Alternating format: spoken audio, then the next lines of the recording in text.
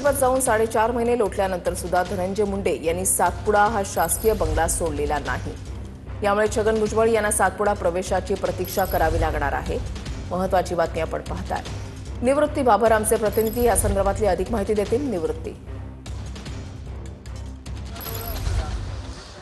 नक्कीच वृषाली, एखाद्या मंत्र्याने राजीनामा दिला किंवा त्याची मंत्रिपदावरून हकालपट्टी करण्यात आली तर जवळपास 15 ते 20 दिवसांमध्ये शासकीय निवासस्थान सोडणं गरजेचं असतं। आणि मंत्री धनंजय मुंडे यांनी मार्च महिन्यामध्ये राजीनामा दिला होता आणि जवळपास 15 ते 20 दिवसांमध्ये खरं तर हा बंगला जो आहे तो सोडणं अपेक्षित होतं, परंतु अजून देखील जवळपास 4.5-5 महिने उलटून गेले।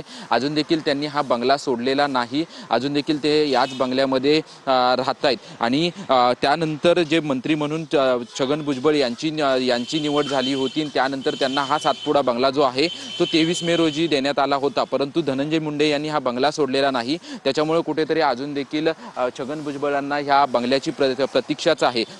शासकीय नियमानुसार मंत्रिपदावरून राजीनामा दिला किंवा मंत्रिपदावरून हकालपट्टी केली तर त्या मंत्र्यांना जो आहे तो हा बंगला सोडणं अपेक्षित असतं। जर 15 दिवसानंतर सोडला नाही तर दंड जो आहे तो दंड आकारला जातो। प्रति चौरस फुटाचा 200 रुपयांना दंड आकारला जातो। त्याच्यामुळे 4.5 महिन्यांचा जवळपास लाखो रुपये दंड झालेला आहे मंत्री धनंजय मुंडे यांचा। त्याच्यामुळे राज्य सरकारच्या वतीने आणि सामान्य प्रशासन विभागाच्या वतीने नक्कीच धन्यवाद निवृत्ती दिलेल्या सविस्तर माहितीसाठी।